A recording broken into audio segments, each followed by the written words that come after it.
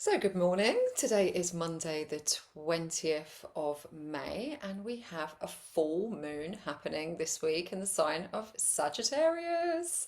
Yeah, full moon in Sag. It feels quite optimistic, enlightening, I would say, and I would say the focus for this full moon is about truth and vision. So, how we see ourselves in the future, what we are applying to our lives right now that is going to benefit us and the world around us in the future.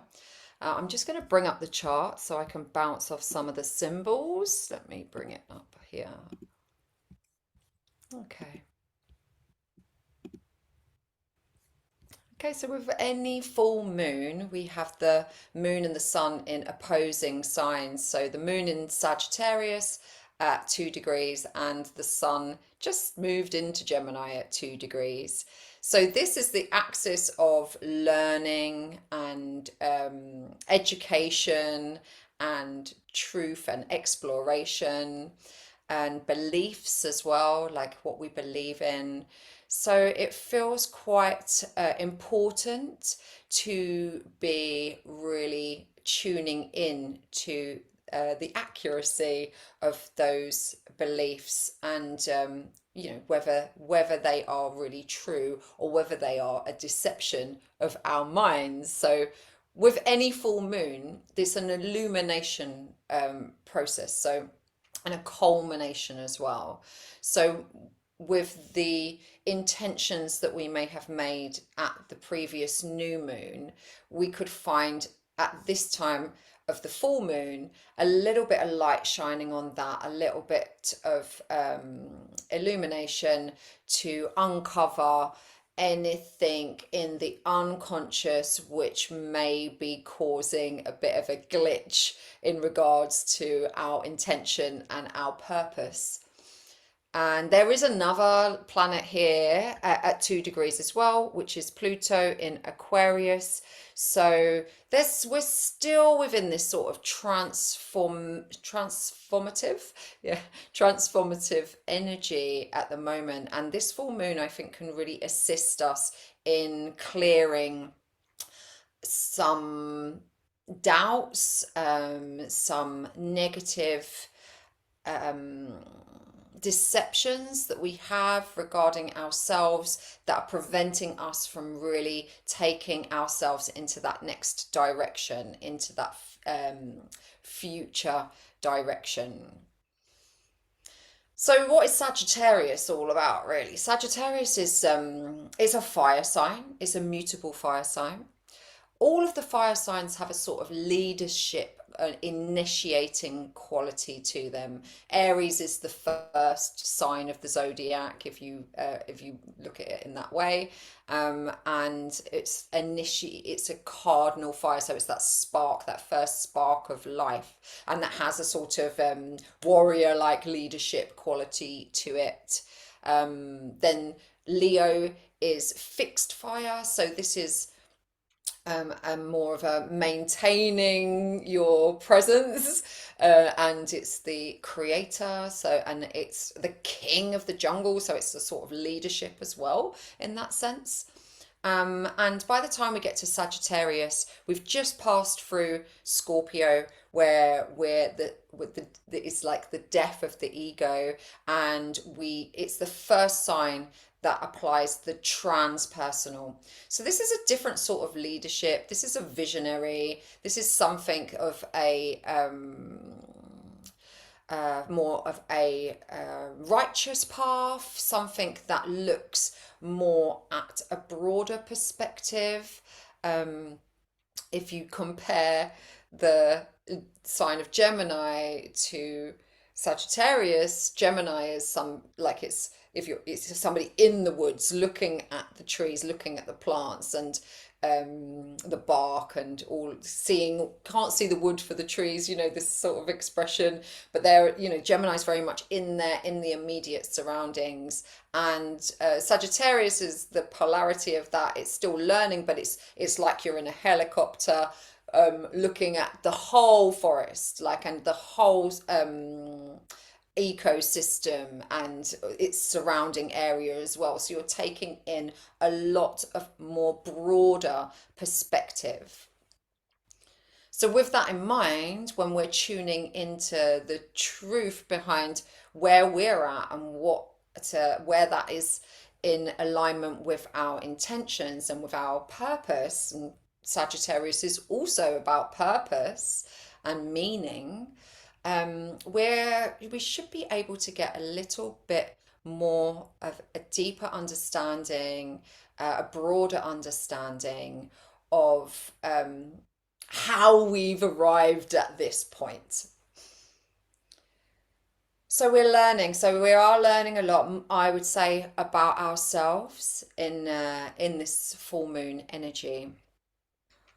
So 2 degrees as well. Like I feel like this number two, um, it sort of depicts early stages of learning as well. So there could be some quite aha-like moments around this full moon where we go, oh, okay, oh, that's what I've been denying. That's what I haven't quite seen in the past. While I've been working on this healing process or whatever process you're in, um, to kind of actually get a better understanding of, the truth around our situation and potentially where it's come from, and how it has developed into what it is now.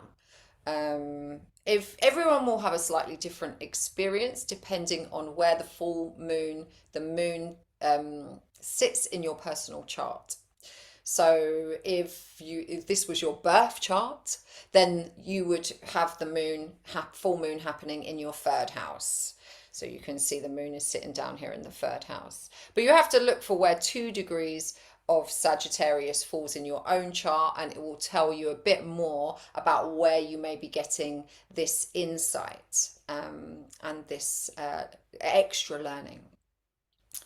So there are other things happening as well. We should also look at Jupiter because it's the ruler of Sagittarius. And Jupiter is up in the eighth house here in this little group that are still happening in Taurus. Jupiter is at 29 degrees, exactly conjunct, sitting right next to at the same degree point as Venus. So Venus is very happy in Taurus. Venus is the ruler of Taurus, and they are quite close together. And Jupiter, some people have called this like a benevolent full moon, I think, because of Jupiter, Sag sort of energy, and Jupiter being a planet of luck. Yes, it is a bountiful sort of energy, but it's also excess as well. So it won't be the same for everybody. It may be that we will get a look at where we're overdoing it in some way as well. But what I would say is what a great time of year to really get outside and take in and marvel at nature, because there's so much out there that we can take for granted when we're busy on our computers, planning our projects, doing our work, and educating ourselves and doing our practice and all of that stuff. But 29 degrees is like completely the opposite of this 2 degree thing. This is really showing us, what is the maturity. There's a sense of maturity around this 29 degree point, and bounty as well, and more of an educated understanding.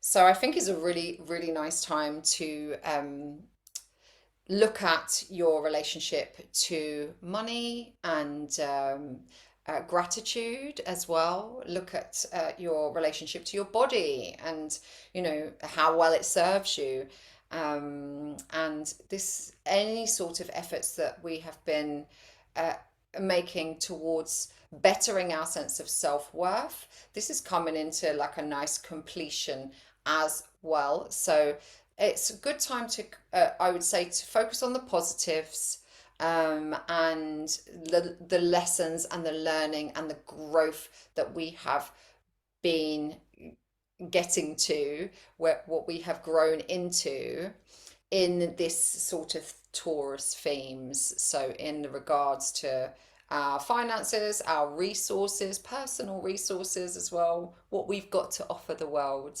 um, our bodies, our beauty, the abundance of nature as well, our relationship to nature, our relationship to food, our relationships in general, and love, you know. So you can look at it as a, if you have a little bit of a difficulty seeing the good in yourself, and feeling a little bit challenged through these energies, because it's been very wild, the energy lately since the beginning of the year for me. I think it's just been one month after another. April definitely was a bit of a crescendo.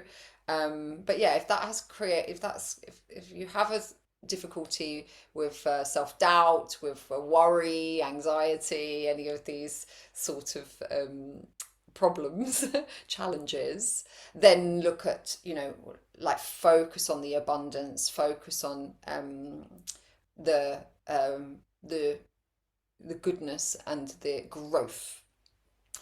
Um, if you are a bit less, or a bit more positive mind led, then really look at where you may have been in excess, loved too much, spent too much, eaten too much, those sort of things. So yeah, there's always a good balance. I mean, I can definitely relate to the eating too much, and probably need to rein that in a little bit. But I have a Taurus moon, so it's my comfort zone.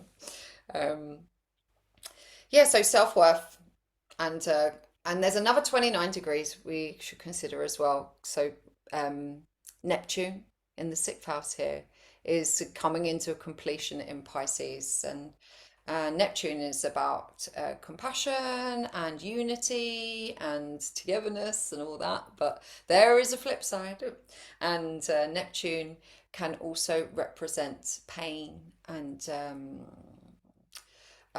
sensitivity and confusion and delusion. So there may be some sort of signals here also that may help us to get a better understanding why or how we have arrived where we have, or why we keep getting caught in the same trap. Because Neptune can, get us a bit kind of confused, and yeah, it's illusion as well as fantasy.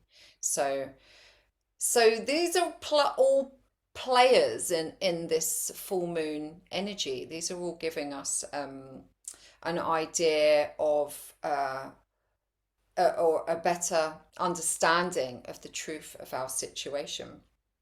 And when we can acknowledge it and own it, then we can move through move along our path a lot more comfortably.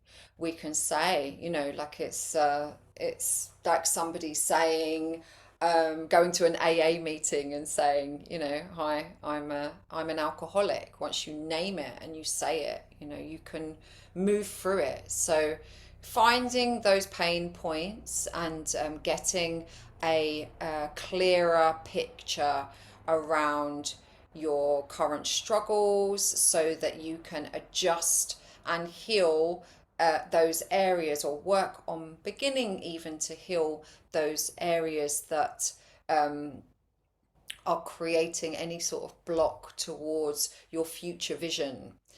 Um, when we really get going with Pluto in Aquarius, yes, Aquarius rules technology and science, and all of those things as well, which there are so many advancements coming up. But this is also about connection and interaction and community with other people. It rules friendship and yeah, community. So we need to relearn that. We've been in so many centuries of me and my and separateness. So, if you go back through the yugas, we're kind of only just moving into the age of Aquarius now. So previously, the age of Pisces was also very separate. It was looking at God as being, some bloke on a cloud in the sky, although, maybe that's a bit judgmental, but it was looking at us as being separate from God. Before Pisces would have been the age of Aries, and Aries was very much me and my warrior, like putting our flag into land and saying, I claim this, and putting our walls up and our boundaries and saying, this belongs to me. And we're kind of now needing to re-educate ourselves in understanding that we're all connected and everything is connected and everything in a way is shared in that sense. So ownership is going to take a little bit of readjustment. But what we do need to take ownership for is our own mind and our own path and our own responsibility in the way that we engage with the world around us. So we're going to start unpicking those lies that we tell ourselves.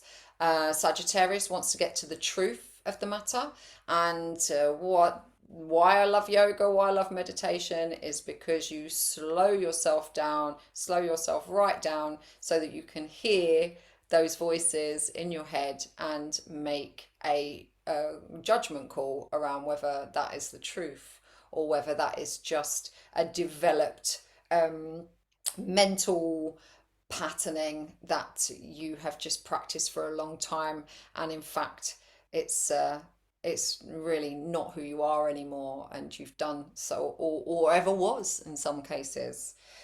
So yeah, so this is a really so this can be a very positive time of change and of yeah, prosperity. You don't need to be rich to be prosperous. You can have a lot of an abundance of experience and space and love without 50,000 grand in the bank. So, yes, I'm going to stop this share. If you would like to know any more about your personal astrology, you can go to my website and get in touch, and I could do a chart reading for you if you'd like to know a little bit more. Thank you very much.